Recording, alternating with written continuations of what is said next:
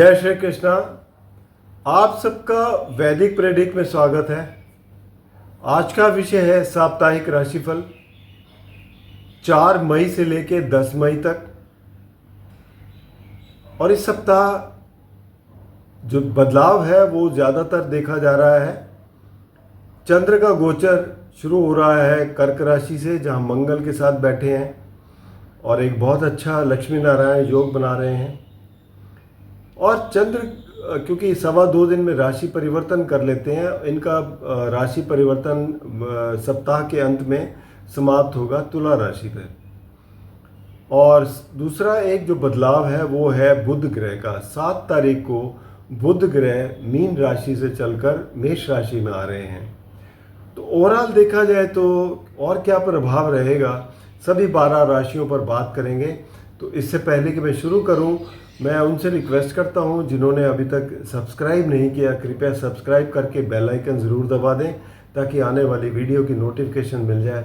और अगर आपको वीडियो पसंद आए तो आप इसे लाइक करें, शेयर करें ताकि दूसरे भी इसका लाभ उठा सकें। तो कोई भी सुझाव हो, कोई भी प्रश्न हो, ज़रूर लिख भेजिए, आपको उसका उत्तर ज़रूर मिलेगा। आइए शुरू करते हैं साप्ताहिक राशिफल 4 मई से लेकर 10 मई तक। सबसे पहले बात करेंगे मेष राशि की। मेष राशि के स्वामी मंगल हैं। मंगल चौथे घर में नीच राशि में बैठे हैं। हालांकि नीच भंग हो रहा है क्योंकि चंद्र साथ में बैठे हैं अभी पहले 2 दिन तो, लेकिन क्योंकि इनकी राशि पर सूर्य बैठे हुए हैं उच्च राशि में, तो इस वजह से भी नीच भंग हो रहा है। नीच का मतलब ये होता है कि ऐसा नहीं है कि परिणाम बहुत अच्छे दे देंगे। नीच भंग का मतलब ये है कि कुछ तकलीफ देंगे लेकिन उस तकलीफ से बाहर भी निकालेंगे। तो आपको एक तो जैसे पहले भी कहा है कि आप क्रोध से बचने की कोशिश करें, वाद विवाद से बचने की कोशिश करें, अपना धैर्य बनाए रखें, काम अपने आप होने लगेंगे क्योंकि सूर्य आपके उच्च राशि में बैठे हैं आपकी राशि में, जो आपको मान प्रतिष्ठा देते रहेंगे। और क्रोध करने से आपकी मान प्रतिष्ठा पर असर आएगा, इसलिए थोड़ा सा ध्यान रखिए। बाकी 12वें घर में जैसे है कि मीन राशि है और वहाँ पर जो राहु और शनि की युति है, उसमें अब फर्क ये आ रहा है कि राहु उल्टे चल रहे हैं और शनि सीधे चल रहे हैं। तो दोनों के अंदर डिग्रीज में काफ़ी फ़र्क आता जा रहा है। जैसे जैसे फ़र्क आता जाएगा वैसे वैसे उनके जो युति का जो इफ़ेक्ट है वो कम होता चला जाएगा। ओवरऑल इनका इफ़ेक्ट बिल्कुल कम होगा 18 मई के बाद, लेकिन तब तक फिर भी जो पहले से सिचुएशन बहुत बेहतर हो रही है। साथ ही में बुध ग्रह भी जो है वो आपके पहले घर में 7 तारीख को आ जाएंगे, सूर्य के साथ आएंगे जो बुध आदित्य योग भी बनाएंगे। इससे आपके मान प्रतिष्ठा बढ़ेगी, कार्य सफल होंगे और साथ ही में आपको धन का भी लाभ मिलता हुआ दिखाई देगा। तो ये स्थिति है। इसके बाद बात करेंगे वृषभ राशि की। वृषभ राशि के लिए देखा जाए तो स्वामी है शुक्र, उच्च राशि में बैठे हैं 11वें घर में, लाभ स्थान में बैठे हैं, आपके लिए लाभ दे रहे हैं। और आपकी राशि पर गुरु बैठे हुए हैं। दोनों में राशि परिवर्तन जो है वो आपको धन का भी लाभ देता है, कार्य में भी आपको सफलता मिलती है। लेकिन 12वें घर में जो है वो बैठेंगे बुध ग्रह, क्योंकि 11वें घर से चलकर 7 तारीख को ये आ जाएंगे 12वें में, तो कुछ खर्चा भी करवाएंगे। अगर आप कोई विदेश से जुड़े काम करते हैं तो उसमें कोई दिक्कत नहीं है, उसमें आपको फ़ायदा होगा। और नहीं तो आपको खर्चों पर नियंत्रण करना पड़ेगा। खैर इनकम तो बनी हुई है, इसमें कोई दो राय नहीं है। बाकी कार्यक्षेत्र में देखा जाए तो कार्यक्षेत्र के स्वामी जो हैं वो आपके शनि देव हैं। और शनि देव जो है क्योंकि 11वें घर में बैठे हैं, 11वें घर में लाभ ही देते हैं शनि देव, इसमें कोई आपको परेशानी होने की बिल्कुल भी बात नहीं है। कार्य आपके सही होने बनते चले जाएंगे। हाँ, राहु और शनि की युति जो है वो ये बताती है कि आप जब कार्यस्थल पर लोगों से जो बातचीत करते हैं उसमें थोड़ा सा समन्वय बना के चलें और कोई परेशानी नहीं है। अब बात करेंगे मिथुन राशि की। मिथुन राशि के लिए बुध ग्रह जो है स्वामी हैं। बुध दशम भाव में बैठे हैं मीन राशि में, लेकिन 7 तारीख को एकादश भाव में आएंगे सूर्य के साथ। बुध आदित्य योग लाभ स्थान में बन रहा है, तो ये बहुत अच्छा, बहुत बड़ा लाभ देंगे आपको और आपके लिए बहुत ही स्थिति का सुधार होगा। कुछ नई चीज़ों पर आप ध्यान दे सकते हैं, कुछ नए, अगर आप बिज़नेस करते हैं तो नए प्रोडक्ट लॉन्च कर सकते हैं, कोई नई योजनाएं बना सकते हैं, उसमें आपको कामयाबी मिलेगी। कार्यों में सफलता प्राप्त होगी, घर में भी समय अच्छा रहेगा और धन का भी लाभ होगा। तो मिथुन राशि वालों के लिए भी काफ़ी अच्छा समय है। कार्य क्षेत्र पर शनि और राहु की युति, हालांकि श्रापित योग है, लेकिन क्या है कि अब शनि जो है मार्गी सीधे डायरेक्शन में चल रहे हैं, राहु उल्टे चल रहे हैं। तो इस तरीके से क्या होता है कि इनका असर कम हो रहा है। तो लेकिन फिर भी आपको कार्यस्थल पर अपना तालमेल बिठाए रखें लोगों के साथ और अपने काम पर फोकस रखें, परेशानी नहीं होगी। अब बात करेंगे कर्क राशि वालों के लिए। तो कर्क राशि वालों के लिए देखा जाए तो कर्क राशि के स्वामी चंद्र हैं और चंद्र जो है यहीं पर बैठे हैं मंगल के साथ आपकी राशि में। एक बहुत चंद्र मंगल योग, जिसे लक्ष्मी नारायण योग भी बोलते हैं, बहुत अच्छा योग बन रहा है। दशम भाव में सूर्य ऊंच के बैठे हैं, जो आपको कार्यस्थल में भी आपकी प्रतिष्ठा बढ़ाए हुए हैं, धन का भी लाभ होता है। लेकिन मंगल नीच के हैं, हालांकि योग कारक हैं, नीच भंग भी हो रहा है, लेकिन फिर भी आप क्रोध पर थोड़ा काबू करें। बस इतना सा काम करना है आपको, बाकी और कोई परेशानी नहीं है। जहाँ तक नवम भाव की बात है, नवम भाव में शनि और राहु की युति, आप कुछ धार्मिक कार्यों से बेसिकली हट जाएंगे, लेकिन धीरे धीरे अभी जैसे इनकी डिस्टेंस बढ़ता जाएगा राहु और शनि का, वैसे वैसे परिस्थितियाँ आपके लिए नॉर्मल होती जाएंगी। तो बहुत ज़्यादा घबराने की बात नहीं है। ओवरऑल सप्ताह जो है कर्क राशि वालों के लिए काफ़ी अच्छा है, सेहत में भी काफ़ी अच्छा सुधार देखा जाएगा। सिंह राशि की बात करें तो सिंह राशि के स्वामी हैं सूर्य। सूर्य नवम भाव में बैठे हैं उच्च राशि में, और 7 तारीख को बुध ग्रह भी ज्वाइन करेंगे इनको नवम भाव में। तो एक बहुत अच्छा योग बनेगा, भाग्य का साथ मिलेगा, और साथ ही में आपके जो धन भाव के स्वामी हैं और आय भाव के स्वामी हैं बुध, उनकी स्थिति में भी जैसे ही सुधार होता है तो धन के बहुत बड़े लाभ मिलने की पूरी उम्मीद है। हाँ, इतना ज़रूर है कि दशम भाव में गुरु बैठे हैं, जो वैसे ही धन में वृद्धि कर रहे हैं, और साथ ही में शुक्र जो है दशम भाव के स्वामी, वो 8वें घर में बैठे हैं ऊंच के होकर। तो जो भी कुछ आपके कार्यस्थल पर जो चेंज आएंगे, उसमें आपको सफलता ही मिलेगी। जो भी चेंज उसको पॉजिटिव लेके चलें, ताकि उसमें आगे चलकर आपको उसमें सफलता प्राप्त हो। अब बात करेंगे कन्या राशि की। कन्या राशि के स्वामी हैं बुध। बुध जो है सप्तम भाव में बैठे थे नीच राशि में, अब ये 8वें घर में आएंगे 7 तारीख को। तो दोनों ही स्थिति में अभी बुध की स्थिति कमज़ोर ही रहेगी। तो आपको अपने स्वास्थ्य पर भी ध्यान देना है, पैसों का भी ध्यान रखना है, अपनी वैल्यूएबल चीज़ों का भी ध्यान रखना है, लोगों के साथ वाद विवाद में नहीं पड़ना। कोई कोर्ट कचहरी का केस है तो उसको बड़े ध्यानपूर्वक तरीके से निपटाएं, ताकि उसमें कोई परेशानियां ना बढ़ें। तो ये सप्ताह थोड़ा सा कमज़ोर है, उस पर आपको ज़रा ध्यान देने की ज़रूरत है। उपाय के तौर पर आप गणेश जी की आराधना करें तो आपके विघ्न दूर होंगे। ओवरऑल देखा जाए तो क्योंकि आपके कार्यस्थल के भी स्वामी हैं बुध, और 8वें घर में जब बैठेंगे तो कहीं ना कहीं कुछ चेंजेस लाने पड़ सकते हैं, जिसको आप पॉजिटिव लेंगे तो और उस पर फोकस करेंगे तो परेशानियां कम होगी। ओवरऑल स्थिति कन्या राशि वालों के लिए थोड़ा सा कठिन लगती है। बाकी अब बात करेंगे क्योंकि भाग्य आपका ज़रूर साथ दे रहा है। भाग्य स्थल पे जो बैठे हुए हैं गुरु और शुक्र सप्तम भाव में बैठे हैं, दोनों में राशि परिवर्तन है, ये आपके लिए ज़रूर फ़ायदेमंद हो रहा है। लेकिन शनि और राहु की युति सप्तम भाव में, ये पार्टनरशिप में कहीं ना कहीं परेशानी दे सकती है, जहाँ पर आपको समन्वय बना के रखने की ज़रूरत है। अब बात करेंगे तुला राशि की। तुला राशि के लिए देखा जाए शुक्र स्वामी हैं, शुक्र 6ठे घर में बैठे हैं अपनी ऊंच की राशि में, साथ में राहु और शनि भी हैं। वैसे देखा जाए तो राहु भी 6ठे घर में जो है शत्रुहंता कहलाते हैं। तो आपको शत्रुओं पर विजय मिलेगी, कंपटीशन में सक्सेस मिलेगी, आप कोई ऋण वगैरह लेते हैं तो उसमें कोई दिक्कत नहीं है, और स्वास्थ्य भी ठीक ठाक रहेगा।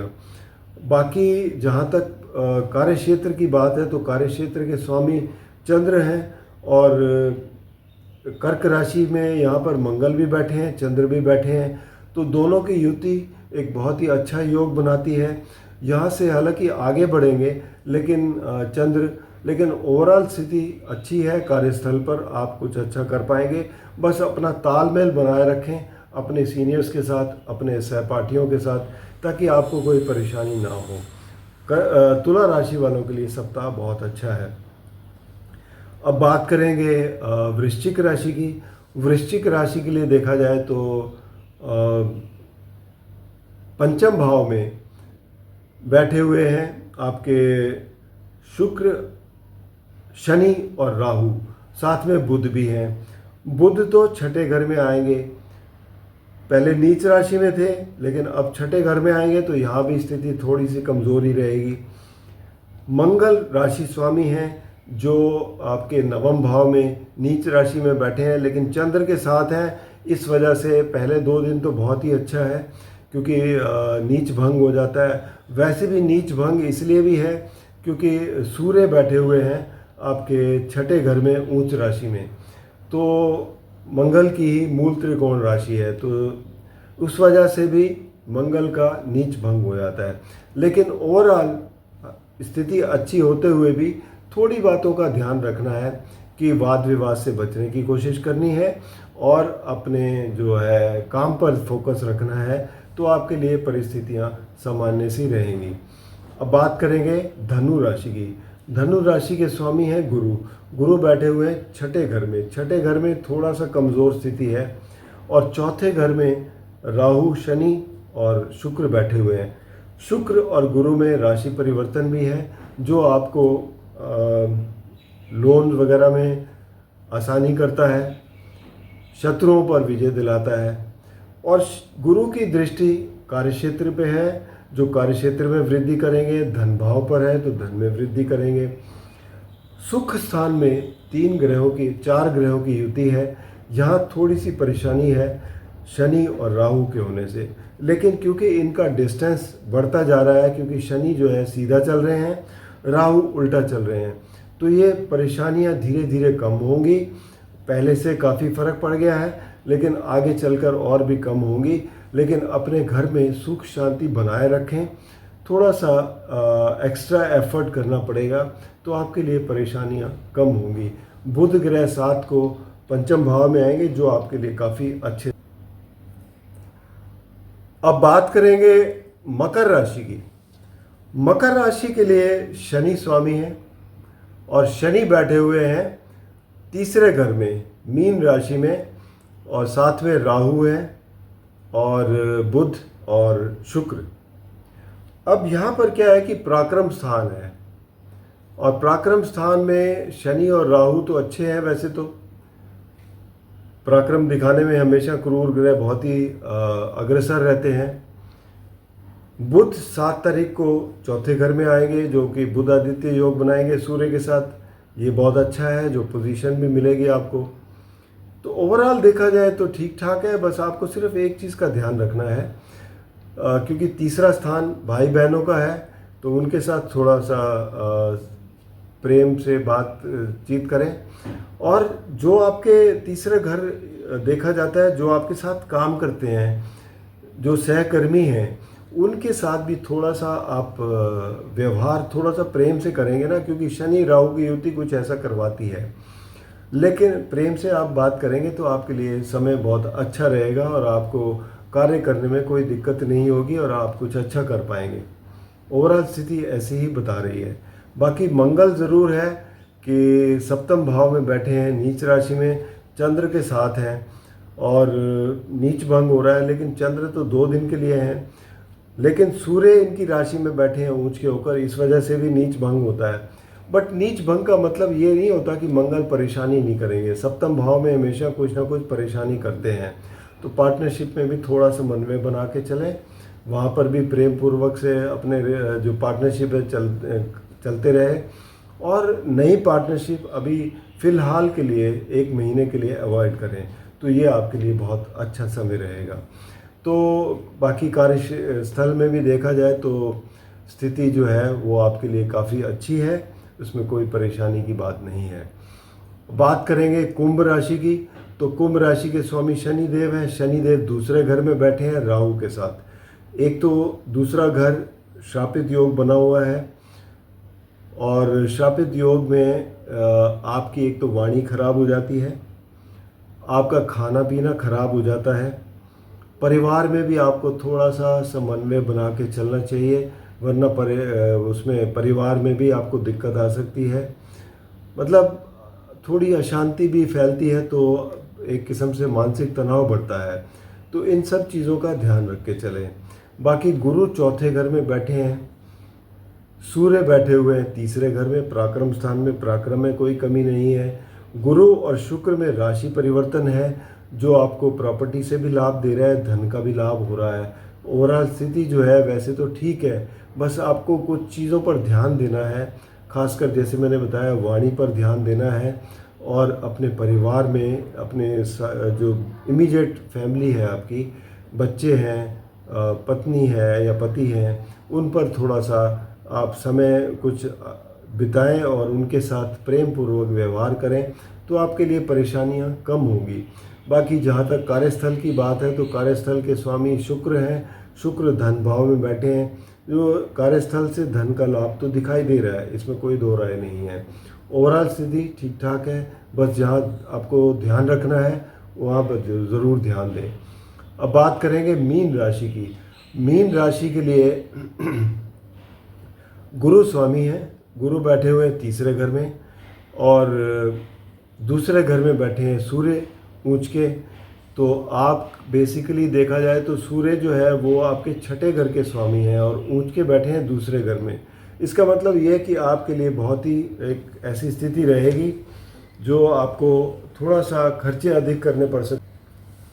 आपकी राशि पर 4 ग्रहों का योग है, शनि, राहु, बुध और शुक्र।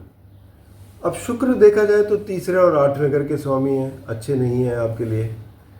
शनि और राहु की युति भी अच्छी नहीं है, तो एक तो मानसिक तनाव बढ़ा हुआ है। दूसरा, मंगल 5वें घर में नीच के बैठे हुए हैं, हालांकि चंद्र के साथ हैं, नीच भंग है, लेकिन फिर भी क्योंकि 5वां घर आपके विवेक का होता है, और यहाँ पर मानसिक तनाव बढ़ाते हैं मंगल, अगर नीच राशि में बैठे हो तो इस वजह से आपके लिए परेशानियाँ कुछ बनी हुई हैं, और खर्चे भी बढ़ रहे हैं, तो आपको इस पर भी नियंत्रण करना है। हालांकि धन का भी लाभ भी होगा, क्योंकि सूर्य बैठे हुए हैं पंचम भाव में, छठे घर के स्वामी होकर दूसरे घर में, तो खर्चे भी करवाएंगे साथ में, और धन भी आएगा। तो स्थिति थोड़ा सा आपको नियंत्रण में लानी पड़ेगी, थोड़ा एक्स्ट्रा एफर्ट करने पड़ेंगे, क्योंकि गुरु भी थोड़ा तीसरे घर में उतने पावरफुल नहीं होते। तो ये आपको एक कुछ युति लगानी पड़ेगी, कोई ना कोई ऐसा कार्य करना पड़ेगा, फोकस करके चलना पड़ेगा, और मानसिक तनाव से, सबसे बड़ी चीज़ मानसिक तनाव से बचना पड़ेगा। इन सब के लिए आप क्या करें, आप ओम का उच्चारण करके मेडिटेट करें, ताकि आपके लिए मानसिक परेशानी दूर हो। कुछ समय की बात है, धैर्य रखें, परिस्थितियां आगे बहुत जल्द सुधरेंगी। पहले से थोड़ा सा फर्क तो पड़ा है, क्योंकि राहु जो है वो उल्टा चल रहे हैं, और शनि जो है सीधा चल रहे हैं, तो दोनों में डिग्रीज में काफ़ी फ़र्क आ गया है, और इस वजह से जो पहले परेशानी थी उसमें कमी आ गई है। लेकिन अब धीरे धीरे ये जाके 18 तारीख को अलग होंगे, उसके बाद आपकी थोड़ी परेशानियां कम होंगी। तो तब तक आपको थोड़ा सा समन्वय बना के चल रहा है, धैर्य रखना है, तो आपके लिए परिस्थितियां ठीक ठाक रहेंगी। तो ये था 12 राशियों का राशिफल, सप्ताह 4 मई से लेकर 10 मई तक। और व्यक्तिगत रूप में कोई भी परेशानी है आपको, तो आप नीचे दिए गए नंबर पर संपर्क करें, या फिर vaidicpredict@gmail.com पर अपने जन्म के विवरण देकर अपनी कुंडली का पर्सनल कंसल्टेशन ले सकते हैं। कोई भी परेशानी हो, कोई भी आपके पास ऐसी चीज़ हो, आपकी अपनी कुंडली में कोई भी कमी हो, उसको सुलटाया जा सकता है। उपाय बताकर आपको एक राह दिखाई जा सकती है। धन्यवाद।